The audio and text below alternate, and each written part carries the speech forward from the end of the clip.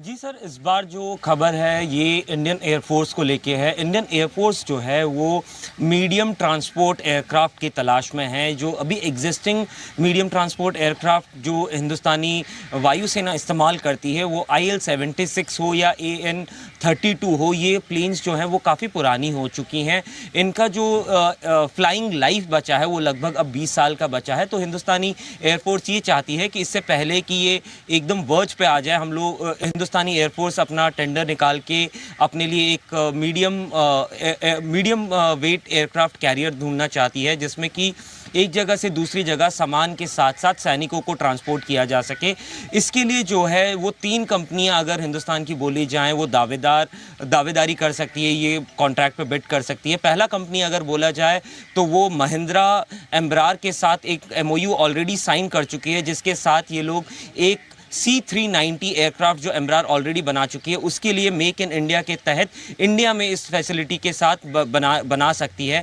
उसी के साथ साथ एयरबस और टाटा एडवांस सिस्टम, टाटा का जो टाई अप है, उसके लिए ये लोग A400M नाम की एक एयरक्राफ्ट है जिसमें मीडियम वेट ट्रांसपोर्टेशन एयरक्राफ्ट है, उसको भी ये डील मिल सकती है। वहीं पे सबसे बड़ी बात अगर बताई जाए, जो HAL है, हिंदुस्तान एयरोनॉटिकल लिमिटेड HAL, ये अपने लिए एक मीडियम एयरक्राफ्ट ट्रांसपोर्ट एयरक्राफ्ट की तलाश में है। वो अपने लिए एक यहाँ पे एक पार्टनर ढूंढ रही है जिसके पास ऑलरेडी टेक्नोलॉजी हो, जिसके साथ साथ वो टेक्नोलॉजी लेके इस चीज़ को डेवलप की जा सके। हालांकि अगर अभी देखा जाए तो लगभग 20 साल का ये पूरा कॉन्ट्रैक्ट होगा, जिसमें 20 साल में ये सारे प्लेन्स को डिलीवर किया जाएगा फेज़ वाइज। अगर कुल नंबर की बात की जाए कि कितने प्लेन्स इस बार इस डील में डिलीवर होंगे, तो वो लगभग 100 से 110 की संख्या बताई जा रही है हमारे सूत्रों के हवाले से। वहीं पे अगर इनके रेट की बात की जाए तो एक एयरक्राफ्ट जो है वो लगभग 1600 करोड़ के आसपास का एक बेस प्राइस हो सकता है। यानी कि आप अगर 100 से 110 एयरक्राफ्ट की प्राइस का अनुमान लगाएं तो वो काफ़ी बड़ी डील हिंदुस्तानी एयरफोर्स के तरफ से हिंदुस्तानी डिफेंस PSUs और प्राइवेट कंपनी को मिल सकती है। ये अगर देखा जाए तो एक तरीके से एक तरीके से HAL के द्वारा जो बनाई गई थी फाइटर जेट, उसके बाद ये सबसे बड़ी डील इंडियन एयरफोर्स की तरफ से हिंदुस्तानी कंपनीज को मिल सकती है। ओके, तो बड़ी डील यहाँ पर हिंदुस्तानी कंपनीज के लिए आ सकती है। वैसे ज़बरदस्त स्टोरी लेकर आते हैं बिल्कुल, और कई सारी कंपनियां हैं हिंदुस्तान की जिनके लिए ये फ़ायदे वाली बात हो सकती है। उसमें से HAL तो एक है ही, यहाँ पर फ़ायदा हो सकता है। डिफेंस में HAL को लगातार बार बार बड़े ऑर्डर्स मिलते दिख रहे हैं। एक बार राय जरा चोपड़ा साहब की भी ली जाए इस पर। चोपड़ा साहब क्या कहेंगे? अनिल जी, मैंने अभी अभी बोला कि कितनी कंपनीज हैं। अभी तो खैर बीच में हमने बहुत अच्छी तेजी देखी। कुछ कंपनीज का जो ऑर्डर बुक था वो उनके MCAP से बड़ा था, और अभी मेरे को लेटेस्ट चेक करना पड़ेगा कि market capitalisation versus order book क्या है।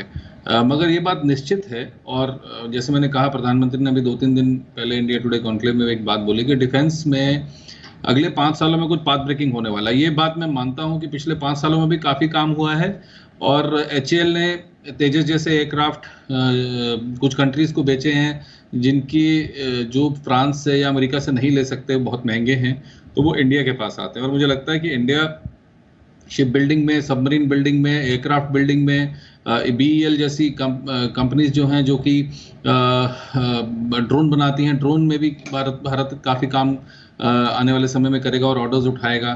तो बहुत ही अच्छी खबर है ये, और अगर सिक्योर करती रहेंगी इंडियन कंपनी। आप एक बात आप समझिए अनिल जी, पिछले 10-15 साल पहले भारत को डिफेंस में कुछ भी नहीं माना जाता था टेक्नोलॉजी वाइज, मगर ये व्यू भी बदला है, और नो डाउट इंडियन कंपनीज ने काफ़ी काम भी किया है डिफेंस में अपनी कैपेबिलिटीज़ को उजागर करने में। तो ये जो भारत के साइंटिस्ट हैं और जो भी इंजीनियर्स हैं, उनको बहुत बहुत मुबारक मेरी तरफ से, क्योंकि उन्होंने ये अचीव करके दिखाया है, और आप एक ग्लोबल प्रोडक्ट लाइन तैयार कर सकते हैं। अगर आप अमेरिका को देखें, अमेरिका के पास केवल डिफेंस और टेक्नोलॉजी है।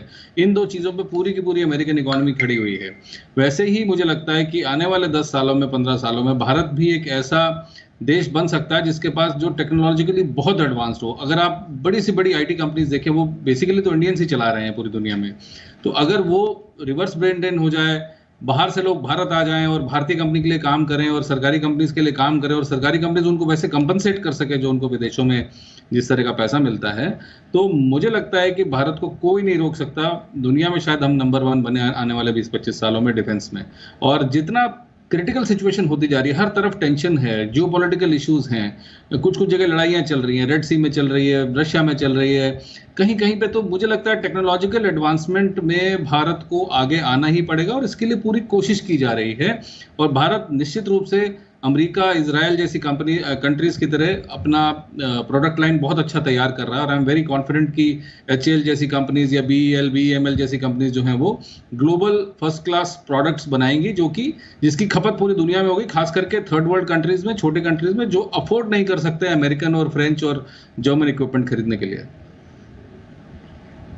तो ये है चोपड़ा साहब का व्यू इस समय। डिफेंस बड़ी अपॉर्चुनिटी